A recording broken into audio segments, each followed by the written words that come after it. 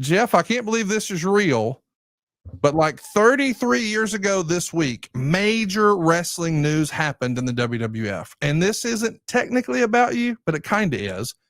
Bret Hart won the WWF World title seemingly out of nowhere, beating Ric Flair in what was known as a dark match.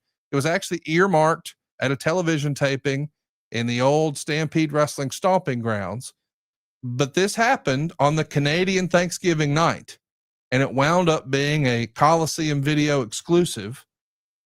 But normally, this is not the way title changes happened. You know, this sort of thing would have happened weeks in advance before it aired on TV, but they made sure to rush this announcement out on that week's TV, even if they weren't using footage from this show. Like the other matches, those were pre-taped. But this is a big deal, not just for Bret Hart, but I think it represents a bit of a paradigm shift for the WWF. It felt like for a long time, as long as Vince, quote unquote, Jr. had been running the company, it felt like it was the land of the giants. Here you are, though, in late 92, around this same time, you start flirting with the WWF. In fact, it was just a few months prior to Bret winning the world title where you're cutting a promo and challenging him when he's the Intercontinental Champion. But as a guy who is a third generation performer like yourself, and you see a guy like Bret Hart, who's a second generation, and he works a more modern style, he's lighter, he's more agile. It is the more modern style. It's no longer the more lumbering Hulk Hogan, Andre the Giant style.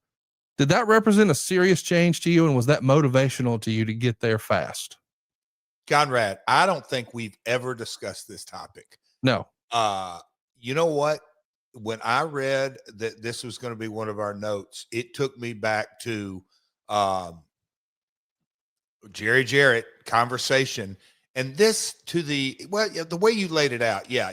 Look, hindsight's 2020, but for the time, I'm 22, 23-year-old man. It obviously didn't really register to me, but man, oh man, did it register to my old man in a massive, monumental way.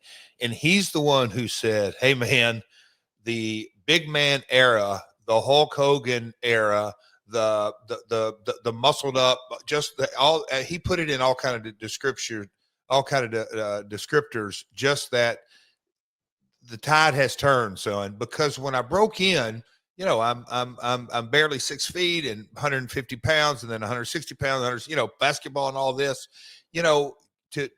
as things rolled on, look, we would kind of have those not long conversations, but hey man, to get to the main event. Well, Lawler wasn't a big guy, and Dundee certainly wasn't a big guy, but from a territorial point of view, okay, yeah, I could, my size, I guess you could say, was going to be acceptable once I put on a few pounds. But as 89, 90, 91, remember the WCW conversations, to kind of get to a national level, my size was going to be, had the 80s stayed on track, is going to be an issue because nobody got really pushed in WWF. It was the Warrior, who I'm not saying had height, but he was massive. And just kind of look at all the different guys that got all the big pushes. But for my father, and this is what he shared with me, and I remember him having a conversation with Lawler, myself, and maybe a few others, in that Vince has pivoted. He would never, ever, ever do, because that was Vince's go-to from day one, Hulkamania. And you just look at all the opponents. I mean, Orndorff was considered quasi-small, but he was massive as far as muscles and all that kind of stuff. But Kamala and Boss Man and Earthquake and big guy after big guy after big guy. My dad really looked at this as a massive, pivotal moment, in that the Hogan era, as far as the big guy, it was over. And so he shared that with me. And he is the one who put the bug in me, and like, okay. And he's like, son, Bret's the champion, and a wrestling champion at that. And he doesn't do over the top promos. And he does, my dad was realism, and he talks, not a promo style, a conversational style, and all those kind of things that we know what Bret is about. But my old man really looked at it as a paradigm shift in the industry, because even in 92, 93, WCW, I mean, was a distant number two. they're not just their houses, but their presentation. That only changed when Nitro came along. But during this era, and WrestleMania is now 5, 6, 7-ish, 8-ish. So now they're 8 years into the big deals and SummerSlam and all that. But Conrad, it was a huge shift. Not only Bret's stature, his work style, his promo style, it was big in the Jarrett household. And for quite some time after this, just my dad would have these conversations. And I know my dad was talking to Vince during this time, like, okay, we can get into it. If the steroid era trial, how much did that pivot? Why did we pivot? And I think Hogan doing Thunder in Paradise, whatever it may be, but it was a very definitive, the business has changed. It really did feel like a major moment, and I don't think it gets enough discussion with the benefit of hindsight, because it did represent a shift to the more modern style. So, and hindsight's 2020, but when you look at the Sheik as the champion and he beat Backlund, and when Hogan, took the title and went on, this was the next. That was obviously a massive title change. This title change, I think you have to put right in there as the next. This was maybe flagging the ground. We'll call it the new generation era, because Bret, it was a huge shift. Now I know they did things back and forth getting there, but this was a big change. It is a big change. We should be clear too. It had to be encouraging that Ric Flair, obviously, he's one of the biggest names in the game. He wasn't necessarily a giant. Neither was Randy Savage. But those guys were respectfully on another level from the way Bret Hart had been positioned. So for them to take a chance on a tag team guy and an intercontinental guy and say, no, this is main event stuff, that felt like a vote of confidence that the WWE had not really rolled the dice on in a long time at that point. I mean, Hulk Hogan's obviously a megastar, and everybody that he flip-flopped the title with was a giant. And then there's Randy Savage. But again, he sort of carved out his own lane thanks to the rub from Hulk Hogan and the mega powers. And Ric Flair on the other channel was arguably the biggest non-WWE star. But when they go with Bret, man, it had to be so encouraging, not only to you, but a whole generation of wrestlers. And I think Bret, and I was very aware of this after having conversations, in that I looked at Savage like I looked at, we'll just say, Hacksaw Jim Duggan, not work rate, Hacksaw, JYD. I'll call them, those guys arguably were in their prime, not Savage, but in the territory days. And so Vince, plucked all the territory guys and made them a boatload of money and put them on a national stage. But the Macho Man was the Macho Man in Memphis, and Duggan was Hacksaw and Watts, and JYD was JYD for Watts. And you could kind of go around, and Rick was, the nature boy in Charlotte, then WCW. But Bret, to me, was the first system guy that, yes, he was Bret Hart, we'll call him territory wrestler. And then Bret Hart as Jim Neidhart and Jimmy Hart and, the Neidhart tag team. But man, doing the shift of the first WWF champion that started, Bret's early days were, I can't say opening match guy, but very underneath, and he worked his way up. That to me was equally as important of not just his size, but working up through the ranks, which I thought was as big or bigger than anything Bret did. Well, there you go. 33 years ago this week, the wrestling business changed forever. Bret Hart winning the world title from the Nature Boy, Ric Flair. Wrestling would never be the same. I don't think they ever go back to the old style. It really was a paradigm shift. It was the shift. And, this isn't for this topic, but you kind of look at the Hogan era, we'll call it 82 to 92-ish, give or take. And then you really look at, the new generation. I think that the talent, because, Austin was there as $1 Million Man, and, the talent was on the table.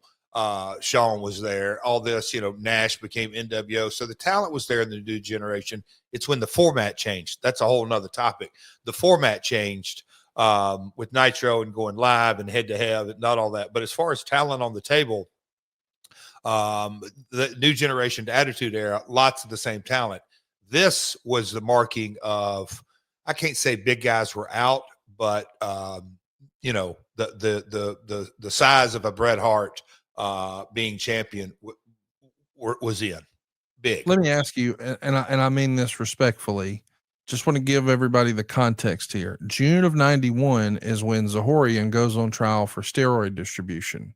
It would be 1994 when the trial with Vince McMahon would begin, but obviously we knew this was going to be a hot button issue. This is the era where we have Hulk Hogan go on Arsenio and things like that. 92 is where they tease Hogan's retirement at WrestleMania. They really do bid him farewell in 93. It feels like Vince is trying to run from the steroid issue. So I guess my question is, do you think that,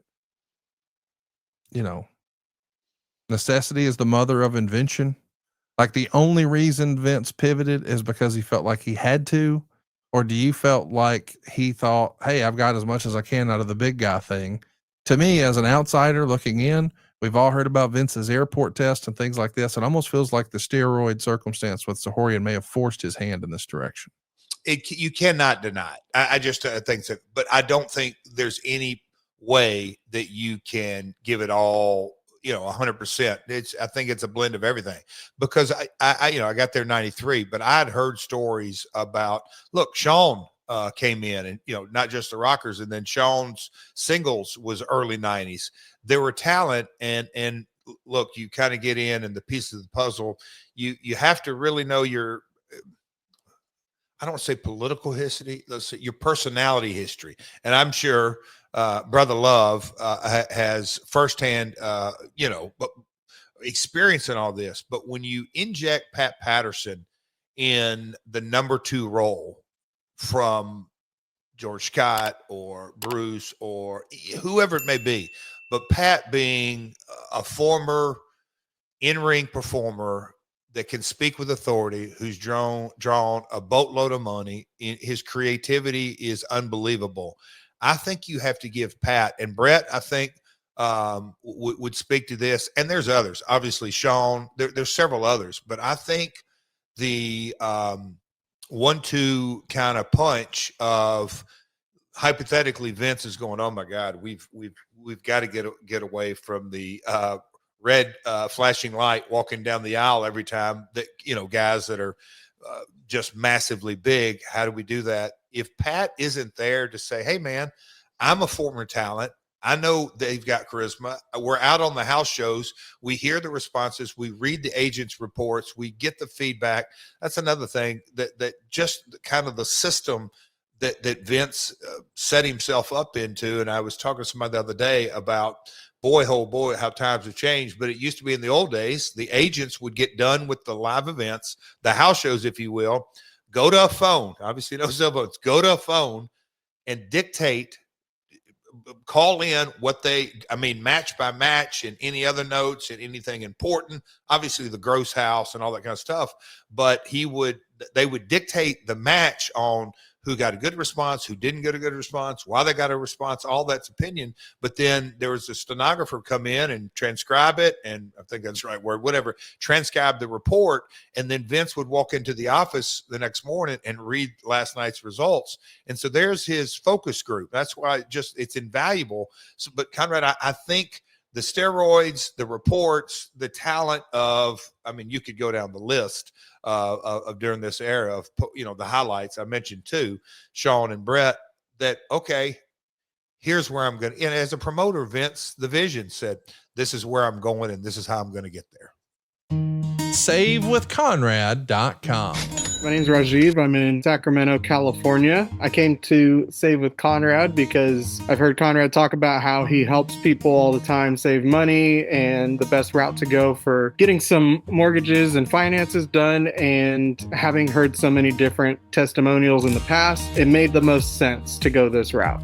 We were in the market for a new house and we wanted to know what we could afford. So we spoke with Steve and then Diane to get through the pre-approval process to see what we could afford. And then once we were able to understand that aspect of it, that was when we were able to shop around for a house to get a mortgage through Save with Conrad.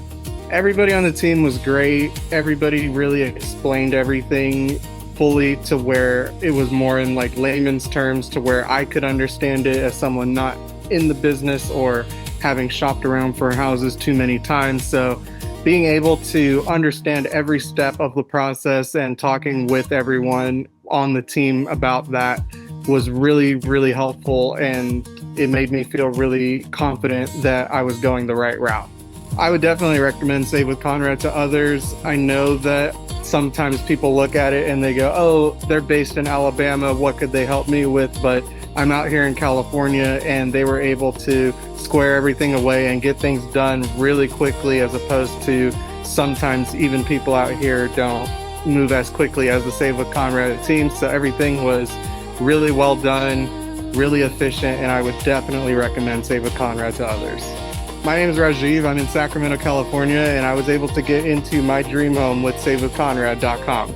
That's number 212, non-equal housing lender. SaveWithConrad.com.